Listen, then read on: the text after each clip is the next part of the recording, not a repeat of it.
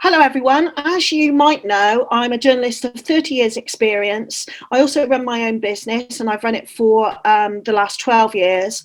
And during this tricky year, I've been talking to multiple business owners about their experiences during lockdown. And personally, as a business owner and as a journalist, I've been very concerned about certain sectors. And one sector, which is really important to me, unsurprisingly, is the event sector. So before we go into that, I want to introduce our guest today, Alec Jones-Hall of the Great British Expos, the UK's leading brand in putting on business shows. And since inception, this business has dealt with more than 50,000 small businesses across the UK. So, Alec, please introduce yourself. Well, I think you've done a great job there for me. But yeah, the co-founder of the Great British Expos, as you say, we're one of the UK's leading provider of regional business shows. We've welcomed over 50,000 SMEs each year. You know, Fiona, you come to some of our shows. We would help about 8,000 SMEs would come through the doors and about 600 exhibitors. So yeah, you know, we've been going for 9 years, and I'm very proud to be supporting small businesses and to be the co-founder of the Great British Expos. So, Alec, tell me, how has this period of time impacted your business?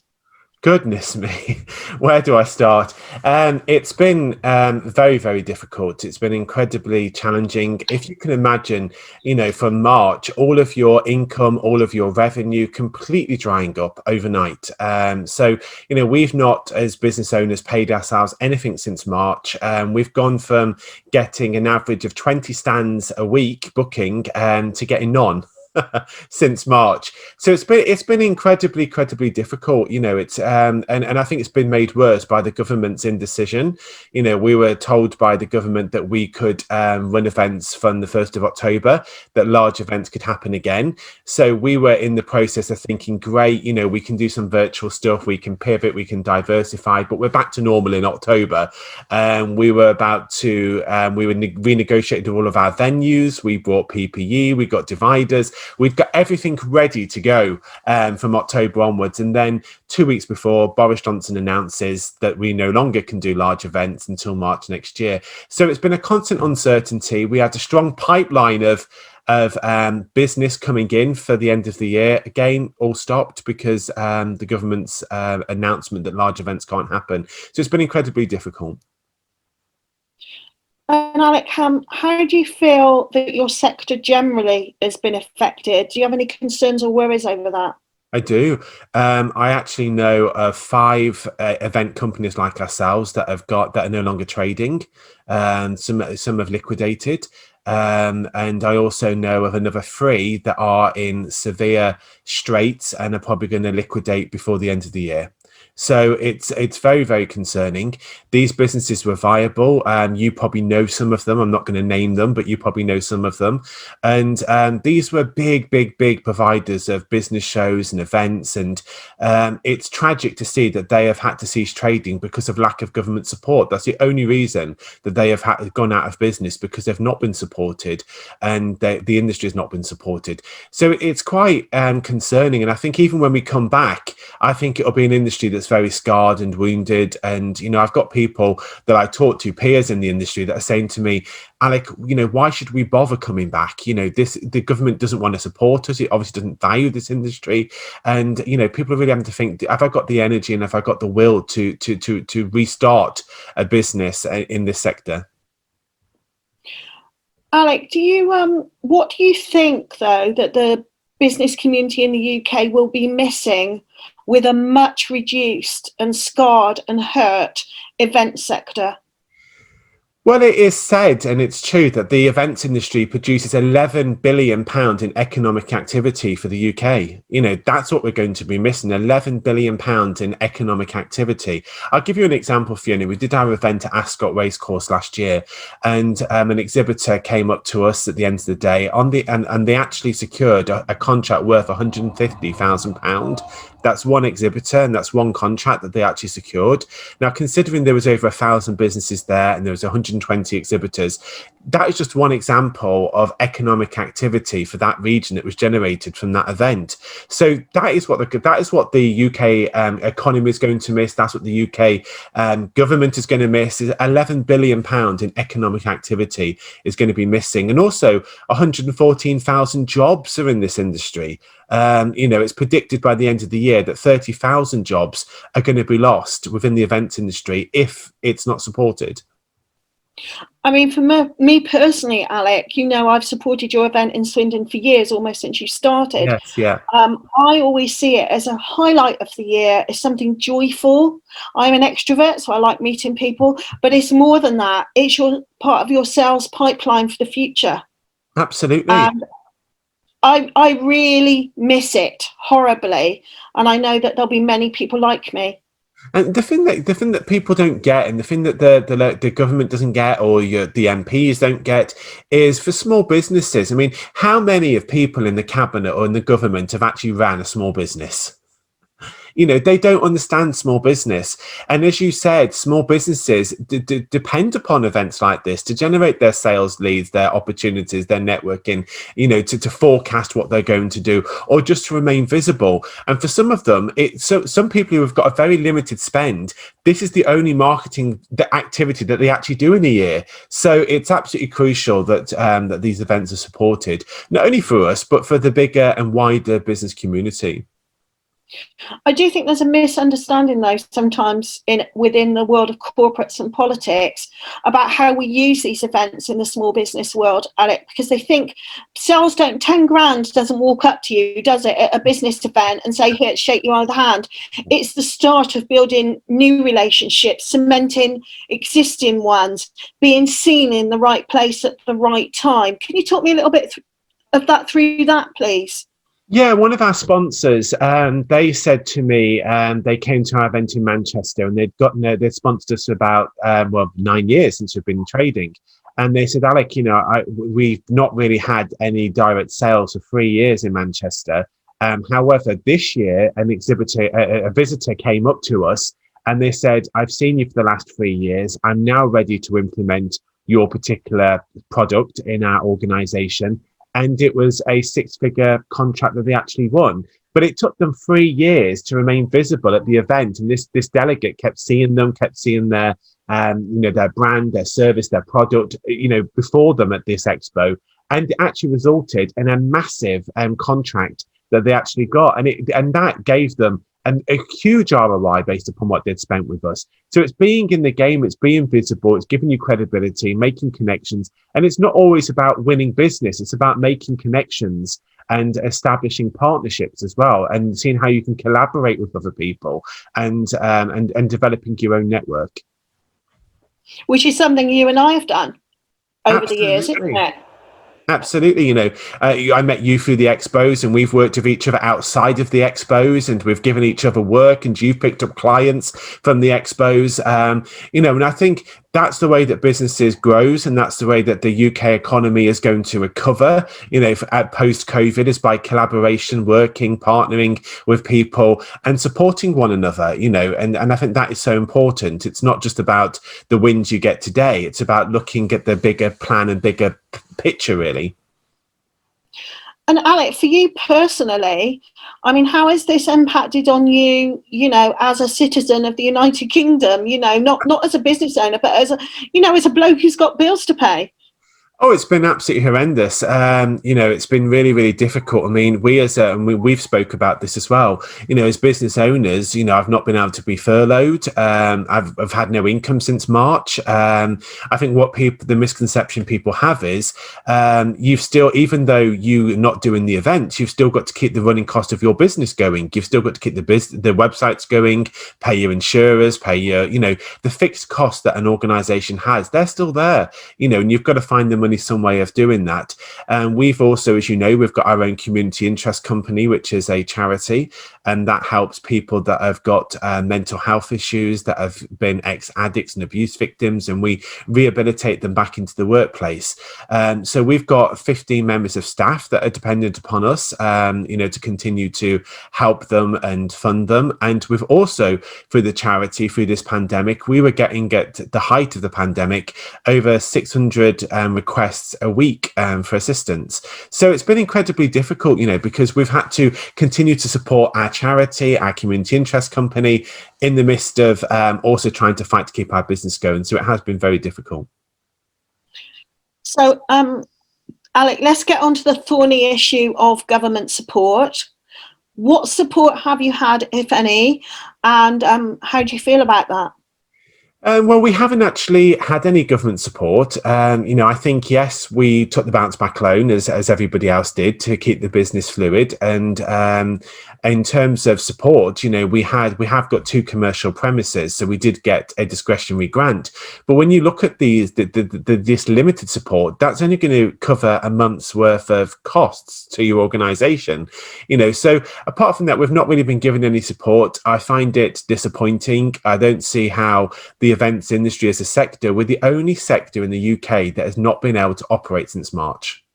If you look at the travel sector, if you look at the retail and hospitality sector, all these different sectors have been able to operate, but we haven't. But we've been given no direct support. Yet Scotland's given support for the events industry. I don't understand why England, won't give support. The English government won't give support to the events industry. It just baffles me. And how have your partners in business, your exhibitors and your sponsors responded to your situation? Well, I'd say 90% of them have been incredible, absolutely incredible. I mean, I think, as you know, we've got a reputation for supporting and giving back. It's a big ethos of our organisation. At every event that we did, Fiona, we always ring-fenced at least 10% of our stands that we'd give to charity or we'd give to community interest companies. Or even, we'd have people approach us that are new startups and say, I really can't afford to exhibit, but would you, invest in me and give me a stand? So we always did that. And I think now that we've done that, people remember. And so people have been very kind. They've not been difficult to us, 90%. We have had some.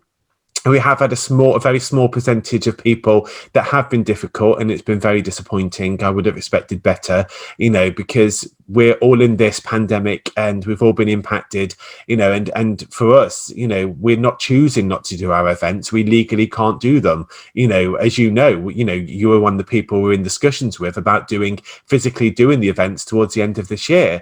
And however, we were told we couldn't do them. So, it has been difficult, but the majority of people do understand.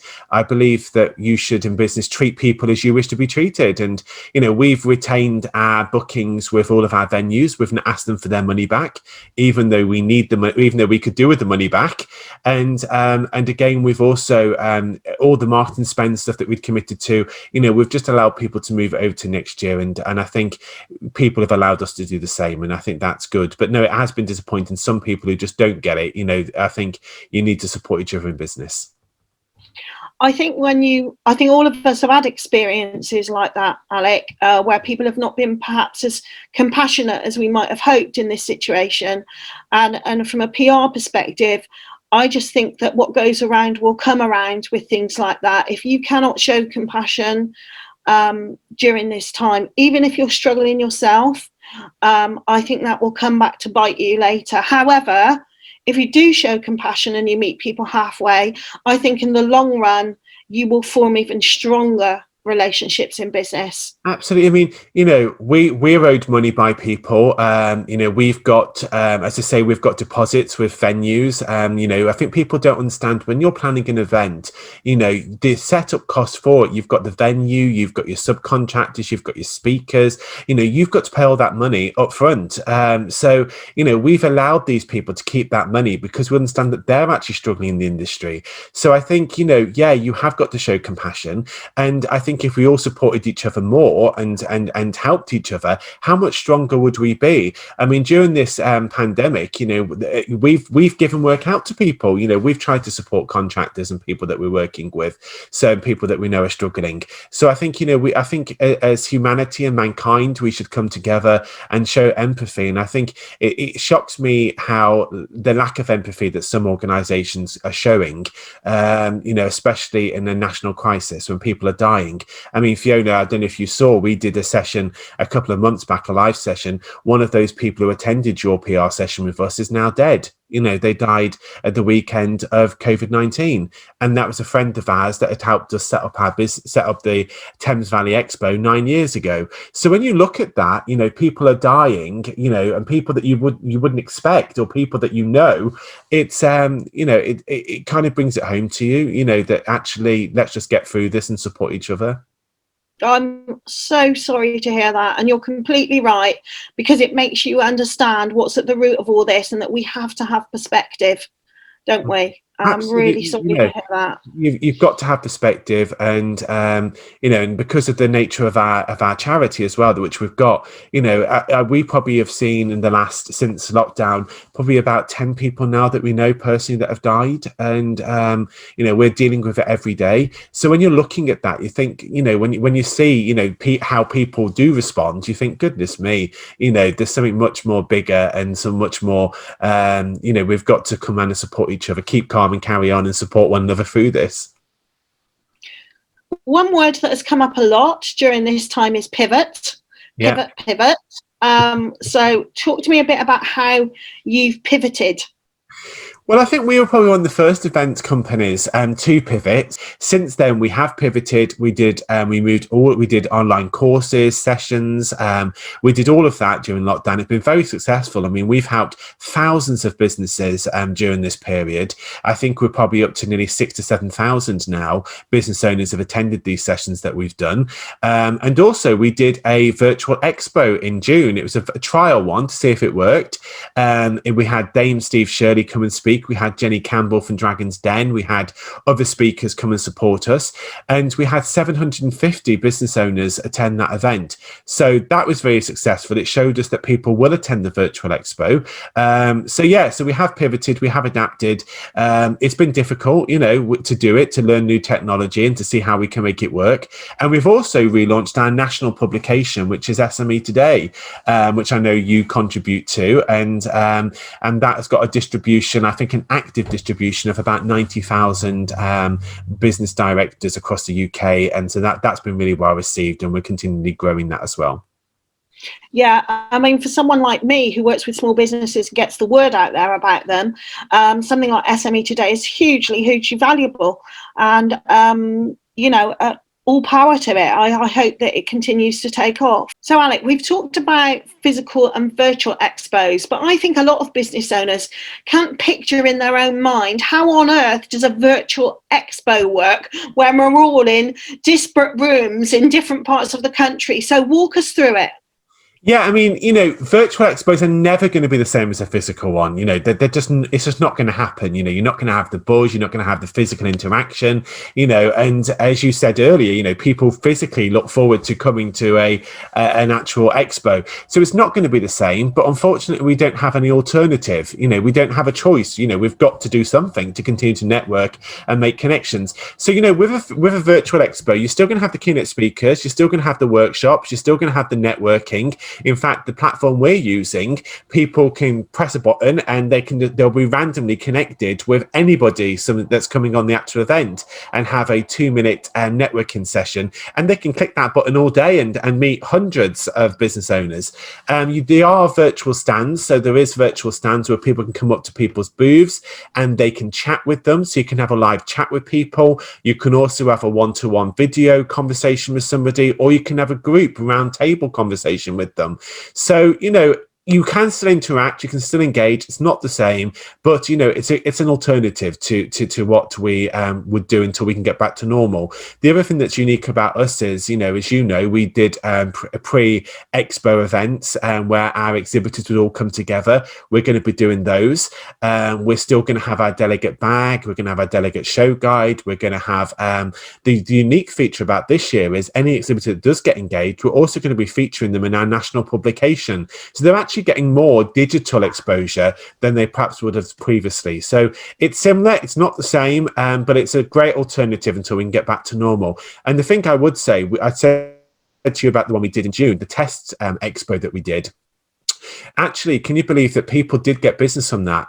One of our speakers actually got over £30,000 worth of new business from that virtual event. So people are still doing business with one another. It's just finding different ways to do it.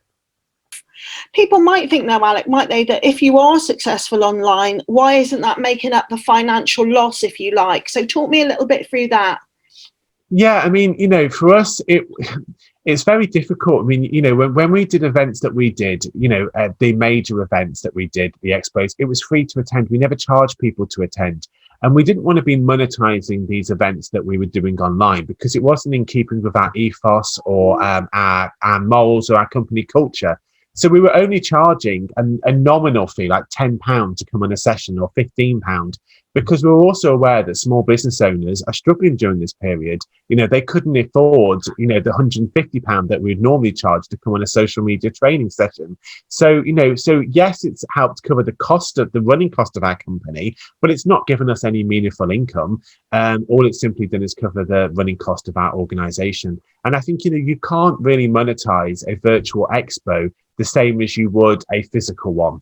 So even though we're selling now virtual stands, we've done them for 2/3 of the price of a physical one because it's not reflective. You still don't get the interaction and the buzz and all the elements you would from a physical actual event. So so the money opportunity, the potential opportunities isn't the same for virtual online as it would be for a physical one.